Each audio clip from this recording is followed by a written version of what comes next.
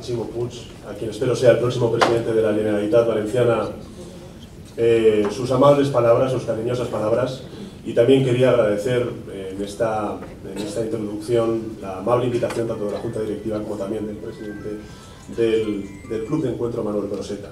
Y desde luego comenzar reivindicando la figura del profesor Broseta en unos momentos en los que, como bien comentaba Chimo, lo importante es el diálogo, el acuerdo, la negociación y todos los valores que personificó la figura de un profesor como Manuel Broseta. ¿Qué está pasando en Europa? Chimo lo dejaba ahí, yo voy a recoger el guante. ¿Qué está pasando en Europa? ¿Cómo es posible que Estados Unidos, que fue precisamente el epicentro de la gran recesión que comenzó en el año 2008, hoy esté creciendo al 3% y esté ahora mismo situando la tasa de desempleo en el 5%, cuando en cambio en la Unión Europea tenemos unas tasas de desempleo, por ejemplo en España y otros países de la Unión Europea, pero también la media de 2 dígitos, y nuestra economía no acaba de remontar? Miren, en mi viaje a Estados Unidos, de hace cosa de una semana y media, tuve la desfortuna de no poder reunirme con el rector de la George Mason, como habrán ustedes sabido en los medios de comunicación. Pero sí tuve la ocasión de poder reunirme con representantes económicos de la administración Obama y también del Fondo Monetario Internacional. Y Larry Summers, quien fue el secretario de Estado de Tesoro con Clinton, me dio, yo creo, la respuesta que explica el por qué a este lado del Atlántico no están saliendo bien las cosas y sí al otro lado del Atlántico. Me decía Larry Summers lo siguiente, y es que un punto de crecimiento del Producto Interior Bruto hace mucho más por consolidar las cuentas públicas que las políticas de austeridad europeas. Es decir, las distintas recetas que se están aplicando por parte del conservadurismo en el viejo continente y el progresismo americano para resolver la crisis explica el porqué del éxito de la administración Obama y del fracaso europeo. En nuestra mano, en consecuencia, está aprender y corregir de esos errores. Europa y Grecia. Quisiera felicitar a la Syriza, como secretario general del Partido Socialista, su incontestable victoria. Yo creo que si el resultado en Grecia nos sirve para algo es precisamente para alterar de una vez por todas la política económica a nivel europeo. Los socialistas españoles, a diferencia de otras formaciones políticas a la derecha y también a la izquierda, hemos sido los únicos que hemos propuesto un programa de crecimiento económico distinto a nivel europeo que pudiese dar respuesta no solamente a los problemas sociales y económicos que sufre el país heleno, sino también el conjunto de la Unión Europea. Les resumo algunas cuestiones. La primera, y fundamental, es que Grecia debe de seguir en el euro. Nosotros consideramos que el euro es irreversible y en consecuencia eso significa abordar la refinanciación de la deuda griega en el corto plazo. También caminar hacia la mutualización de la deuda pública y hacer posible de una vez por todas en el seno de la Unión Europea y en el seno de la zona euro los eurobonos. Tenemos que crear un tesoro europeo, así como también un presupuesto comunitario que impulse políticas de demanda, y aquí los empresarios y los economistas estarán de acuerdo conmigo, sobre todo de demanda agregada, que es precisamente lo que necesita nuestra castigada zona euro para poder crear empleo y luchar contra la exclusión social. Y finalmente, si esas son las tareas de la comunidad internacional y también de la comunidad europea, es evidente que el nuevo gobierno heleno tiene que hacer todo lo posible por modernizar su administración pública y hacer frente también a una reforma en profundidad del sistema fiscal griego para combatir el alto fraude que existe en su país. Y por tanto, la primera idea que me gustaría que ustedes tuviesen clara, al menos por parte del Partido Socialista Obrero Español, y es que, al igual que decimos alto y claro que Grecia no debe de salir del euro, al igual que decimos que Europa no puede permanecer ajena al sufrimiento griego, decimos, como bien decía antes el presidente del club, que España no es Grecia, afortunadamente, y con todos los respetos. Y por tanto son irresponsables todos aquellos que intentan importar la política griega a la política española. Primero, porque es una irresponsabilidad para la clara comprensión, de los inversores internacionales sobre dos realidades que nada tienen que ver, que es la griega y que es la española. E irresponsabilidad también en clave nacional, porque afortunadamente en España existen también otras distintas alternativas, tanto económicas como políticas. Dicho esto, sí centraré mi intervención en España y en su economía, y en la situación presente y también en la situación futura de nuestra economía.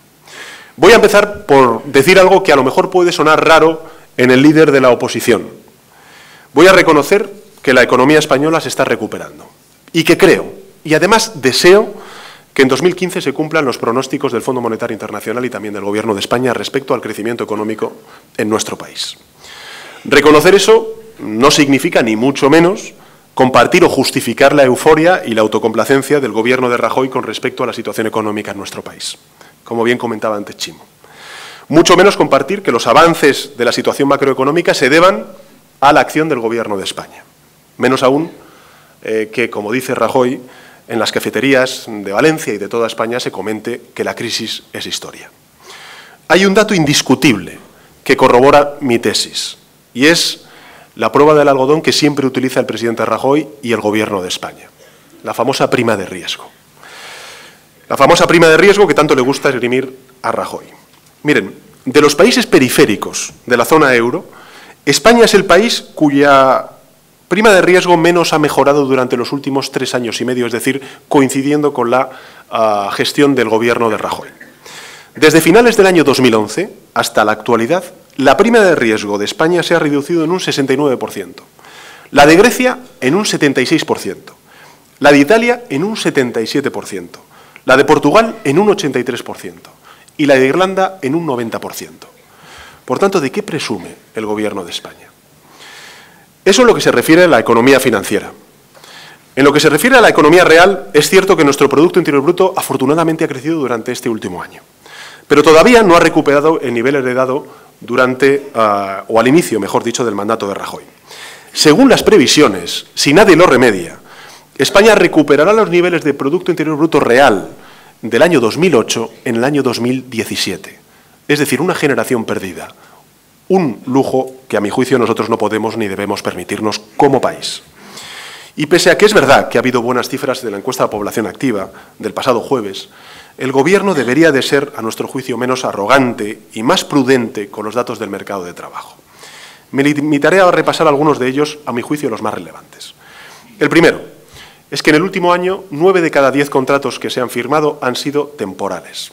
El segundo, la media de contratos en nuestro país ha sido y es de 54 días. La mitad de los empleos en nuestro país son por un sueldo inferior a los 970 euros al mes. El 60% del desempleo en nuestro país es de larga duración, sobre todo de mayores de 50 años. El desempleo y la desigualdad salarial son las características de la realidad laboral para muchísimas mujeres en nuestro país. Y 300.000 españoles y españolas se quedan, desgraciadamente, cada mes sin ningún tipo de prestación porque se agota precisamente la prestación por desempleo. Cito esta cruda y dura realidad, es decir, la caída de la renta real, el desplome de la población activa y también de la población ocupada, el paro, la pobreza laboral, como reflexión sobre la magnitud de la crisis vivida en España y, sobre todo, y lo más importante, para sentar las bases de que algo así no vuelva a repetirse en nuestro país. Pese al extraordinario escenario externo positivo, y en esto podremos coincidir todos los aquí presentes, compuesto por una trilogía favorable de caída del precio del crudo, del petróleo. 2, la cotización del euro, que ha bajado y, en consecuencia, ha facilitado, en una economía como la valenciana exportadora, la exportación de muchos bienes y servicios por parte de nuestro país. Y, finalmente, la puesta en marcha por parte del Banco Central Europeo de una política expansiva en lo monetario, 5 años después de que los socialistas lo pidiésemos en España y en la Unión Europea. Nuestra economía tiene retos de fondo que abordar, cuya magnitud nunca antes había sido conocida. La primera de esos, o el primero de esos retos es, sin lugar a duda, la tasa de desempleo, inaceptable, por encima del 23%. La segunda tiene que ver con la deuda externa neta en nuestro país, que ha aumentado hasta situarse en el 100% del Producto Interior Bruto.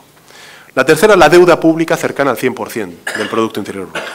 Y la cuarta, un crecimiento explosivo de la desigualdad en nuestro país hasta situarse en las cotas más altas según la OCDE. Todos estos retos son los principales lastres, a nuestro juicio, de la recuperación económica en nuestro país. Y todos han empezado con Rajoy, o mejor dicho, todos han empeorado con Rajoy. Los 3 últimos incluso han alcanzado récords históricos, algo que también debería de servir para frenar la autocomplacencia y la arrogancia del presidente actual. Por tanto, ¿qué hacer? ¿Qué hacer? Miren, yo siempre he creído que para que la España de 2015 gane su futuro, debemos de abordar una renovación que antes comentaba Chimo a nivel valenciano, pero que tenemos que hacer a nivel global de nuestro país. Es una renovación política, económica y social semejante a la que lideraron otros socialistas como Joan Lerma a nivel valenciano y también Felipe González a nivel español. Si Felipe González hizo posible la España de los derechos y José Luis Rodríguez Zapatero hizo posible la España de las libertades, el proyecto que yo lidero aspira a construir la España de las oportunidades. La España de las oportunidades para los jóvenes que tienen y sufren un desempleo superior al 40%. La España de las oportunidades para las mujeres que sufren la precariedad y la desigualdad salarial respecto a sus compañeros varones. La España de las oportunidades para los grandes olvidados que son los hombres y mujeres de más de 50 años que sufren el desempleo de larga duración.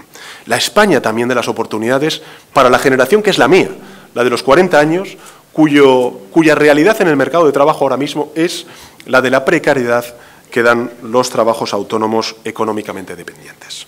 En definitiva, la España de las oportunidades para la clase media trabajadora que tanto contribuyó el socialismo desde los gobiernos valenciano y también español a construir y que las políticas económicas del Partido Popular están hundiendo como consecuencia de los recortes y de la precariedad laboral.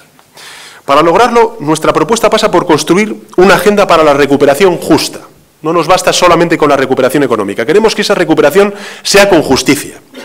Una agenda para la recuperación justa que se centre en modernizar nuestra economía, en abordar una radical reforma de nuestro sistema político y democrático y conservar nuestro estado del bienestar para garantizar la cohesión social en nuestro país.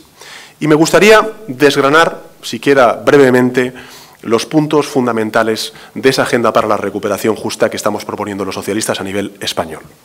El primero tiene todo que ver con el mercado de trabajo. España sufre un mercado de trabajo dual y, por tanto, les aseguro que si llegamos al Gobierno, como estoy convencido de que lo vamos a hacer en noviembre de 2015, aprobaremos un nuevo Estatuto de los Trabajadores que ponga fin a la precariedad laboral y también a la devaluación salarial afrontada por, o mejor dicho, producto de la reforma laboral del Partido Popular, recuperando algo que es esencial para nosotros, y es el equilibrio en la negociación entre el empresario y el trabajador. La segunda, tenemos que abordar una reforma de nuestro sistema fiscal en profundidad. Miren, el debate, a nuestro juicio, no es decir que subir o bajar impuestos es de izquierdas o de derechas. El compromiso del Gobierno socialista a partir de noviembre de 2015 será no subir los impuestos a la clase media trabajadora de este país. Ahora, eso sí, haremos una reforma fiscal que haga que aquellos que más tienen, más paguen y más contribuyan a la financiación de nuestro estado del bienestar.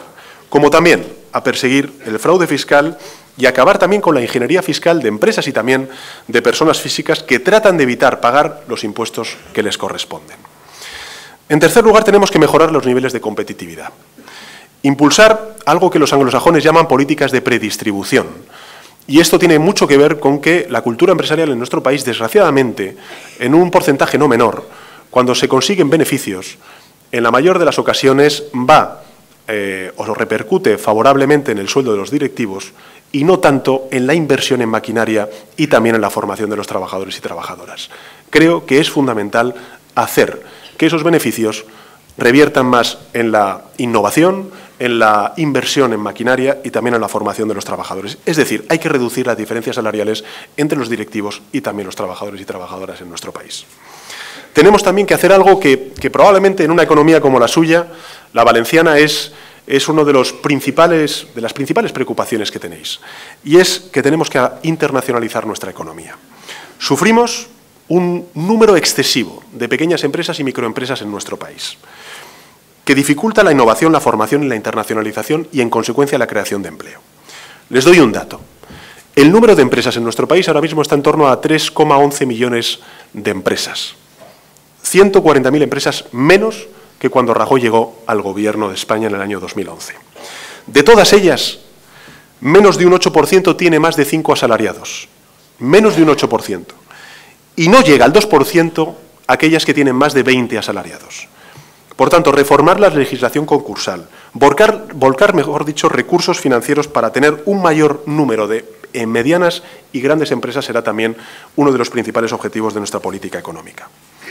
Tenemos también que reducir el excesivo endeudamiento, sobre todo privado, de familias y de autónomos.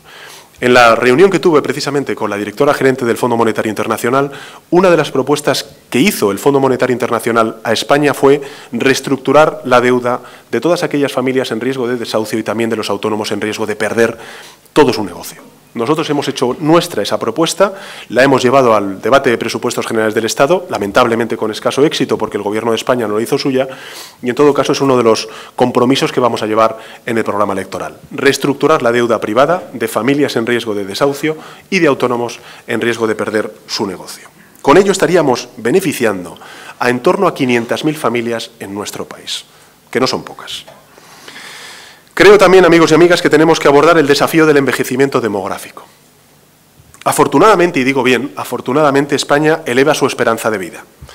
Y es una buena noticia, pero también unida a la caída en la tasa de natalidad y también la emigración de muchísima gente joven que por falta de oportunidades dentro de España emigran hacia otros países, lleva consigo un importante reto que es cómo afrontar y abordar el envejecimiento de nuestra población.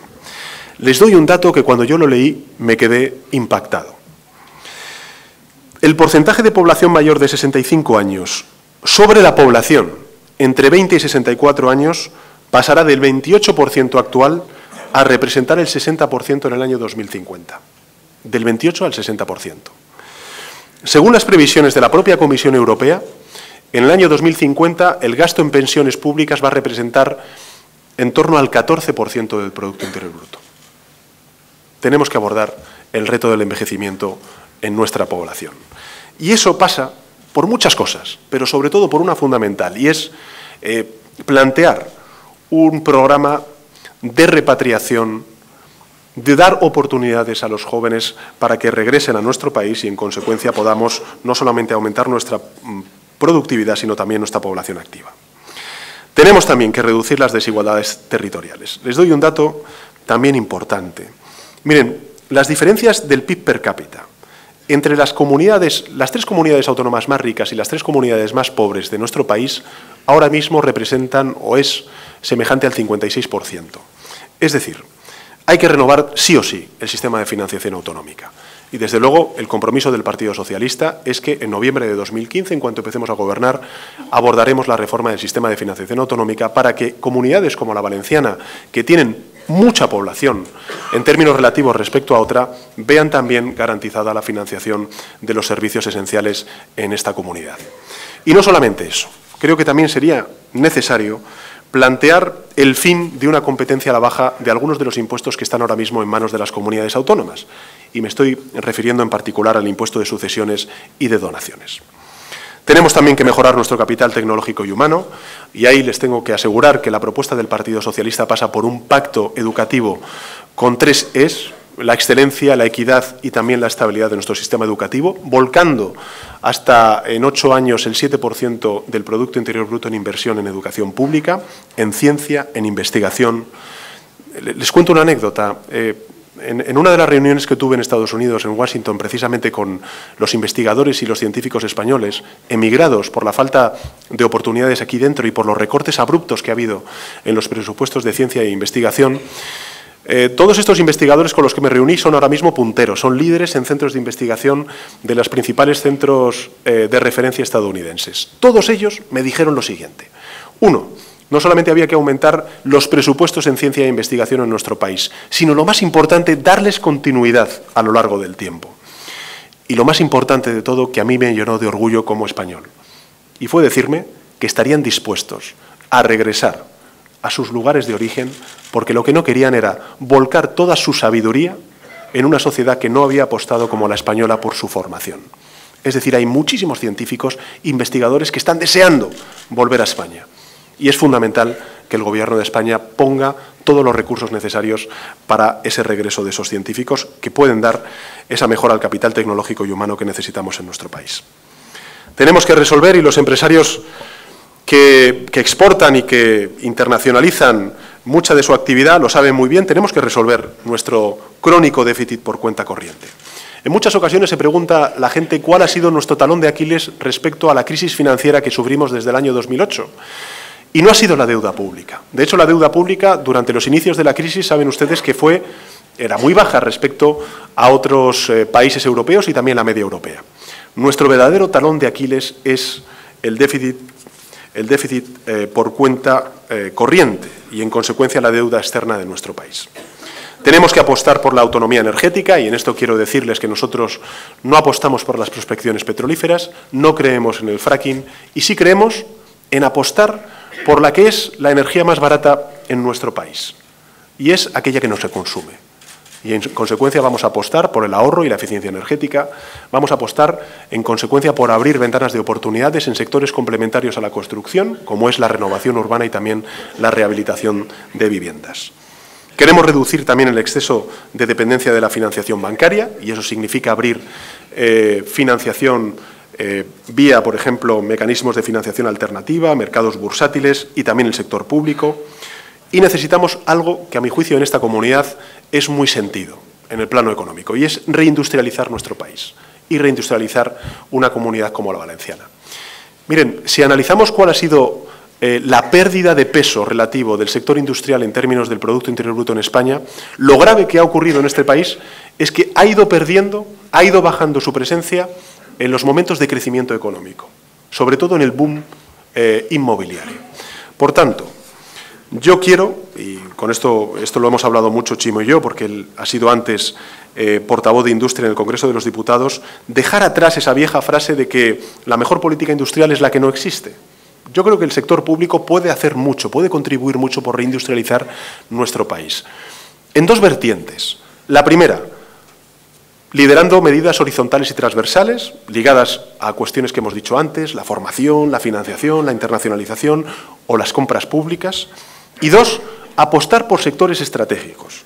No se trata tanto de elegir campeones nacionales, sino de apostar por sectores. Por ejemplo, coordinar de forma eficiente la inversión en infraestructuras productivas con también la inversión en infraestructuras logísticas. Favorecer, como hemos dicho antes, el coste energético y, en definitiva, remar todos conjuntamente. Tenemos que mejorar la calidad de nuestra democracia y nuestras instituciones y en esto estamos trabajando Chimo y yo codo con codo. Miren, cuando pienso en Valencia, efectivamente, antes lo decía Paco, el presidente, pienso sobre todo en trabajadores y empresarios que son gente honesta, que se deja la piel por sacar adelante a sus familias y sus proyectos. Pienso en los agricultores que no descansan ni un solo día, da igual que haga frío o calor, que llueva o abrase el sol. Pienso, en definitiva, en las empresas punteras que exportan en el mundo entero. Y, en consecuencia, la clave fundamental de nuestra reforma radical del sistema político pasará, 1, por la ejemplaridad, 2, por despolitizar muchos de los organismos constitucionales y reguladores que existen en nuestro país, 3, por abordar una renovación y una reforma de nuestro sistema electoral. Por ejemplo, abriendo lo que hoy son listas bloqueadas para que también los ciudadanos puedan opinar no solamente sobre el partido al que votan, sino también los candidatos y candidatas que se inscriben dentro de esas listas electorales. Finalmente, tenemos que abordar una reforma del estado del bienestar para dar respuesta a nuevas desigualdades vinculadas con nuevas realidades sociales, como puedan ser las familias monoparentales, sobre todo monomarentales, porque son mujeres las que están a cargo de sus hijos e hijas y a los cuales ahora mismo el estado del bienestar no reconoce las protecciones debidas y también la pobreza infantil, es decir, luchar contra esa pobreza infantil extrema. Y finalmente, creo que deberíamos también impulsar y reivindicar la intervención del Estado en el funcionamiento de la economía y, en consecuencia, profundizar la democracia en nuestra economía. Lo he dicho antes, tenemos que garantizar la independencia de los organismos reguladores, tenemos que legislar en defensa de los consumidores y de los usuarios, tenemos que reivindicar ese campo del Estado en la intervención de la economía y, por eso, nosotros hemos planteado una cosa, y es que, respetando la estabilidad presupuestaria, garantizando el pago de la deuda, reformaremos el artículo 135 para completarlo y garantizar también la financiación de nuestro estado del bienestar. A diferencia de otras izquierdas que no reconocen el pago de la deuda o que lo que quieren es derogar un artículo, el 135, que garantiza la estabilidad y el pago de la deuda, nosotros decimos que además del pago de la deuda y la estabilidad presupuestaria tenemos que completar y blindar la financiación de lo que es socialdemócrata, es decir, la salud pública, la educación pública, los servicios sociales y garantizar también el sostenimiento de nuestro sistema público de pensiones. Por tanto, amigos y amigas, termino ya. La España de las oportunidades, una agenda para la recuperación económica justa. Hacer algo que propuso ya entonces, en los años 80, Adolfo Suárez, y es una transición económica. Una transición económica para nuestro país que finalmente hizo otro gran político, que fue Felipe González en los años 80 y que yo estoy convencido de que volverá a liderar el socialismo en el año 2015. Frente al inmovilismo y al revanchismo que vemos en la política española, el socialismo representa la esperanza de millones de españoles que anhelan conjugar dos conceptos claros. Uno, el cambio, y dos, la seguridad. Un cambio radical en lo político, modernizador en lo económico y justo en lo social. Un cambio que deje el gobierno del presente y el futuro del país en buenas manos, en manos de gobiernos socialistas. Nuestro país, amigos, sufre, lo sabéis bien, y debe afrontar con valentía el cambio de era que vive el mundo tras la irrupción de la globalización. Yo soy un político, aquellos que me conocéis lo sabéis bien, que nunca dirá lo que quieren escuchar los españoles, sino que diré la verdad, porque creo que la nueva política debe ser la política de la verdad frente a tanta mentira en el debate político. España quiere cambio y razones no le faltan. Es indudable, durante los últimos 3 años y medio creo que hemos acumulado muchísimas razones para querer y anhelar ese cambio. Pero los españoles deben de saber que en la era de la globalización no valen las viejas recetas. Principios y valores los de siempre, pero instrumentos distintos, diferentes. La recuperación justa no será fácil. Exigirá coraje, sensibilidad y, desde luego, ideas y principios claros. Reformismo para la clase media trabajadora frente al conservadurismo de derechas y también de izquierdas. Yo milito en el Partido Socialista, y con esto ya termino, amigos y amigas, porque lejos de ser la izquierda conservadora, siempre ha sido la izquierda transformadora, es decir, aquella que anticipa el futuro para cambiar su rumbo frente a todos aquellos que se contentan con administrar una realidad que les viene dada. Nosotros somos un partido de izquierdas que atrae al centro, un partido de mayorías para la mayoría social de nuestro país, un partido claramente ubicado en la izquierda y en el centro político de nuestro país. Y por eso yo tengo clarísimo que el año 2015 será el año que haga posible el renacimiento del socialismo español y también del socialismo valenciano. Muchísimas gracias.